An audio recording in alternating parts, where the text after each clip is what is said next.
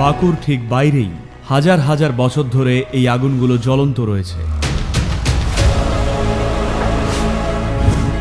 4200 বছর আগে কিছু যোগী ভারত থেকে গ্রিসে গিয়েছিলেন। এটা মণিপুরক চক্রে।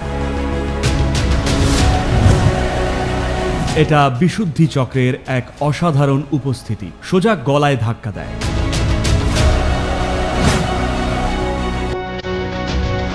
অন্য এক জায়গার জীব এই জায়গাটাকে এয়ারপোর্টের মতো ব্যবহার করছে। তারা ভবিষ্যতের মানুষ তৈরি করার চেষ্টা করছে।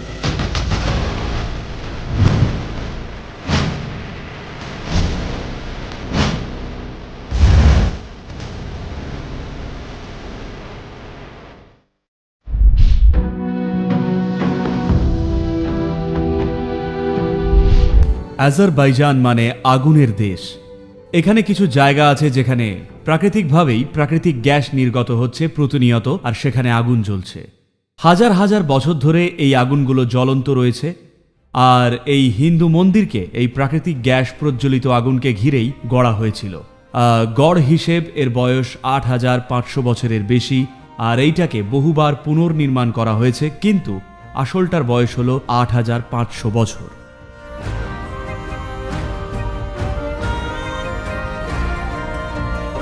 এখন আমরা এই ফায়ার টেম্পলে আজারবাইজানে, জায়গাটা বাকুর ঠিক বাইরে, এখানে এই আগুনগুলো হাজার হাজার বছর ধরে জ্বলে আসছে। জায়গাটা পবিত্র জায়গা, এবং এই দেশের প্রাচীন আদিবাসী যে হিন্দুরা, এবং এছাড়াও আফগানিস্তান, পাকিস্তান এবং বর্তমান ভারতের হিন্দুরা একসময় একত্রে পুরো জায়গাটাই হিন্দুস্তান নামে পরিচিত ছিল। তারা সবাই এখানে আসতেন। এই জায়গাটা মধ্য এশিয়ার বুকে কাশীর মতো, যেখানে মানুষ আসতেন একটা কারণ বাঁচতে আর আরেকটা কারণ মরতে। কারণ এই সংস্কৃতিতে আমরা বুঝেছিলাম ভালোভাবে বাঁচা খুবই গুরুত্বপূর্ণ, কিন্তু ভালোভাবে মরাটাও সমান গুরুত্বপূর্ণ। তাই সেই কারণে তারা দেহ রাখতে সবসময় কোনো পবিত্র স্থানেই আসতেন। যেভাবে আজও লক্ষ লক্ষ মানুষ কাশীতে দেহ রাখতে যান, এটাও তেমনই এক জায়গা ছিল। আজ সেই কালচার লুপ্ত প্রায়, কিন্তু তবুও আজও কয়েক হাজার মানুষ তীর্থ করতে এখানে আসেন এই অগ্নি মন্দিরের দর্শনে।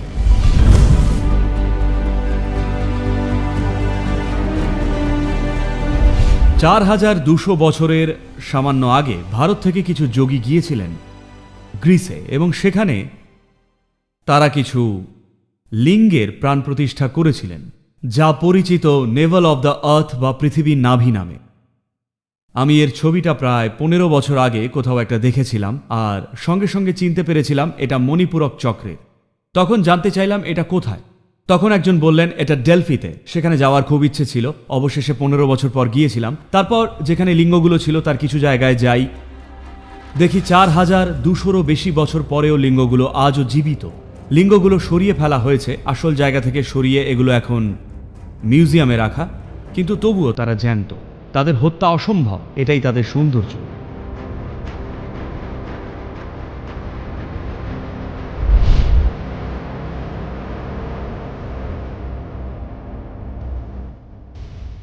এখানে খুবই শক্তিশালী কেউ বসেছিলেন দীর্ঘকাল আগে। আজও নিচের মাটিটা তার উপস্থিতিতে সমৃদ্ধ। নাগেন্দ্রহারায় ত্রিলোচনায় ভস্মাঙ্গরাগায় মহেশ্বরায় নিত্যায় শুদ্ধায় দিগম্বরায় তস্मै নকারায় নমঃ শিবায়। এখানে 3টে চক্র আছে। একটা হলো নাভির, বাকি 2টো চক্র মূলাধার এবং স্বাধিষ্ঠান সহকারী চক্র হিসেবে রয়েছে। এটা অসাধারণ কৌশলের নিদর্শন। ভৈরবীর প্রাণ প্রতিষ্ঠা ঠিক এইভাবেই করেছিলাম, তবে একই দেহ। এখানে তারা মন্দিরের আকারে করেছিলেন। দক্ষিণ ভারতে এরকম কিছু জায়গা আছে, এত বড় আকারে নয়, তবে সিস্টেমটা একই। একই ধরনের মন্দির যেখানে চক্রগুলো আলাদা করে স্থাপিত। যদি একই দেহে একসঙ্গে 3টে বা একসঙ্গে 7টা করতে চান, সেটা করা বেশি কঠিন, কিন্তু এরকম আলাদাভাবে করাটা সেই তুলনায় অনেক সহজ।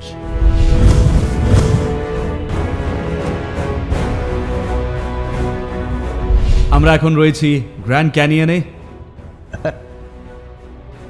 কোটি কোটি বছর ধরে গড়ে উঠেছে।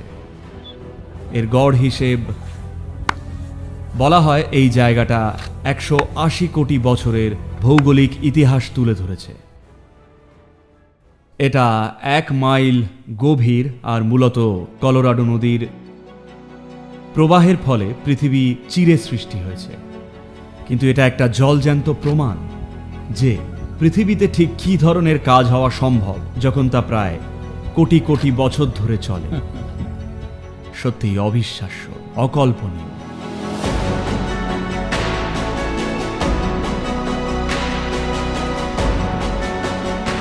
গ্র্যান্ড ক্যানিয়ন যতটা গ্র্যান্ড হওয়া সম্ভব এটা ততটাই। প্রথম ভেবেছিলাম পাথরগুলোর জন্য এমন, কিন্তু এখন দেখছি স্পেসটাই এইরকম। আর এটা এত সংবেদনশীল মানুষের উপস্থিতির প্রতি যে এমনকি সে চিনতেও পারছে আমরা যা করছি তার কিছু কিছু জিনিস সত্যি চমৎকার। প্রকৃতি নিজেই করছে। আমি নিশ্চিত যেসব আদিবাসীরা এই মাত্রাকে অনুভব করতে পেরেছিলেন তারা নিঃসন্দেহেই বলবেন এখানে আত্মা বা স্পিরিট আছে যারা কাজ করে চলেছে। আসলে একদিক থেকে তারা খুব একটা ভুল নয়, এটা পৃথিবীরই স্পিরিট। তারা খুব একটা ভুল নয়, তবে তাদের ধারণার সেই ভূতটুত এটা নয়। তবে শক্তির বিস্ময়কর এক স্রোত এখানে ঠিকই বয়ে চলেছে। আসলে অনেক জায়গায় আছে প্রাকৃতিকভাবে সৃষ্ট নির্দিষ্ট পরিমাণ শক্তি সম্পন্ন জায়গা, কিন্তু যেটা গুরুত্বপূর্ণ তা হলো এটা যেভাবে মানুষের উপস্থিতিতে সাড়া দিচ্ছে। অবিশ্বাস্য।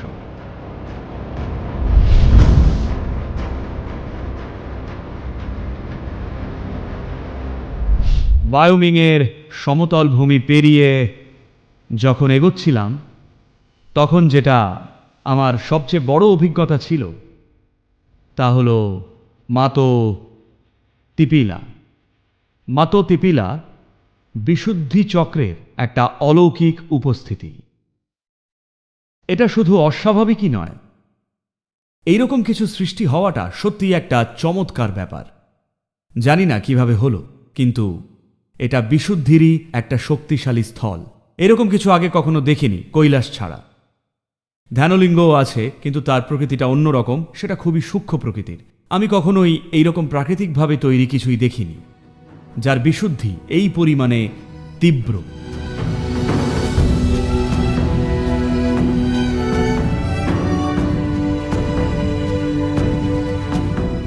মাতো তিপিলা সোজা আপনার গলায় ধাক্কা দেয়। এটা পুরোটাই একমাত্রিক।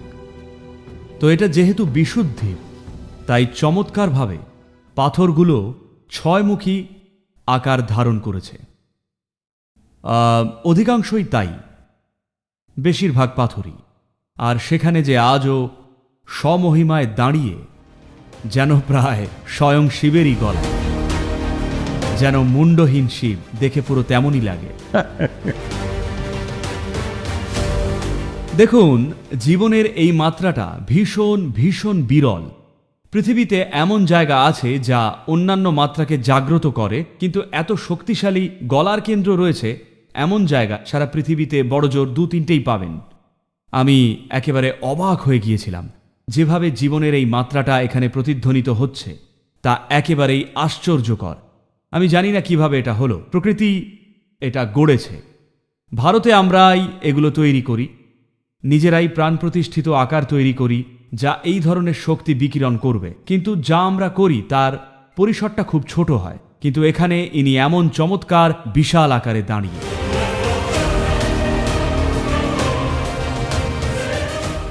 এটার ভৌত উপস্থিতিতে থাকতে হবে এমনটা জরুরি নয়।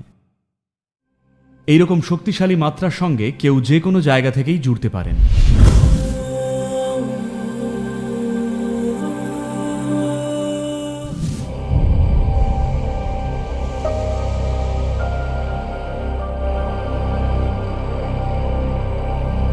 বিস্ময়কর পরিমাণে কাজ চলছে এই সরোবরে। আর এই যে কাজকর্ম, যে ধরনের কাজকর্ম চলছে তাতে এই পৃথিবীতে জীবন বলতে যা কিছু জানি তাদের কারোর সঙ্গেই এর যে কোনো সম্পর্ক নেই তা পরিষ্কার। এটা সম্পূর্ণ আলাদা কিছু। এরাও জীবন, কিন্তু যেভাবে আমরা চিনি সেই রকম নয়।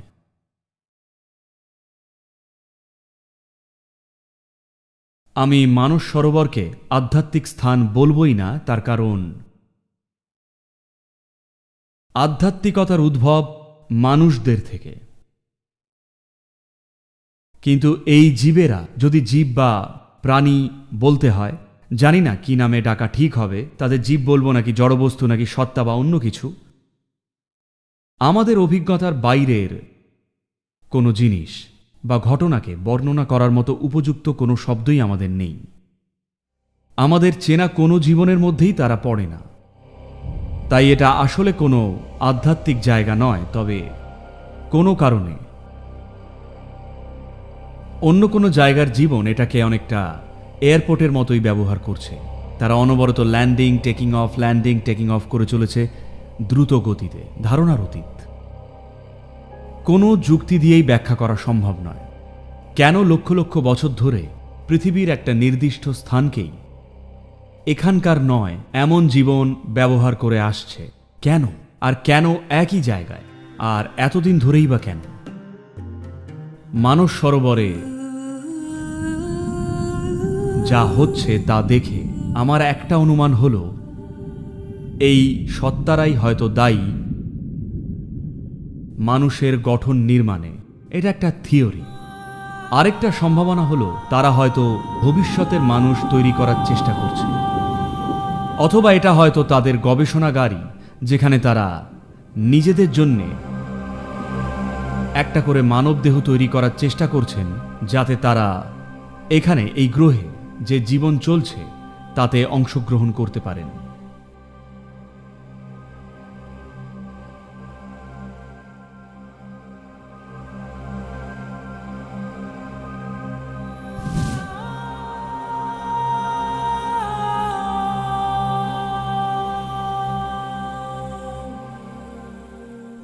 যে কারণে কৈলাসকে সব সময় বহু মহান সত্তাদের আলয় বলা হতো, তা হল বহু মহান সত্তারা তাদের কাজকে জমা করে রাখতে, সংরক্ষিত রাখতে কৈলাসকেই বেছে নিয়েছিলেন। স্বয়ং শিব থেকে শুরু করে প্রথম দিকের তীর্থঙ্করেরা এবং সবচেয়ে মহান বৌদ্ধ গুরুদের দুজন, এই সমস্ত ব্যক্তিরা কৈলাস পর্বতকেই বেছেছিলেন নিজের কাজের সংরক্ষণ স্থল হিসেবে। কাজের সংরক্ষণ মানে বলছি, এই গ্রহের বেশিরভাগ অতীন্দ্রিয়বাদীরাই আজ অবধি এই এত হাজার বছরে তারা যদি নিজের কাজের 1 বা 2% বিলোতে পারেন আশেপাশের মানুষের মধ্যে, তাহলে তারা সৌভাগ্যবান। বেশিরভাগ জন সেটুকুরও সুযোগ পান না। তাই তারা সবসময় বাঁচতেন এমন একটা জায়গা যেখানে মানুষের তেমন ঘন ঘন আনাগোনা নেই, আবার একই সঙ্গে যারা ইচ্ছুক তাদের যেন নাগালের বাইরেও না হয়। তো কৈলাস তেমনই একটা জায়গা। এটা একেবারে নাগালের বাইরে নয়, তবে অনেক মানুষকেই হার মানানোর মতো কঠিন অবশ্যই। এইরকম অনেক অনেক জায়গা রয়েছে, কিন্তু কৈলাসে যে পরিমাণ এবং যে বৈচিত্র্যের কাজ জমা রাখা হয়েছে তাতে এটা অদ্বিতীয়।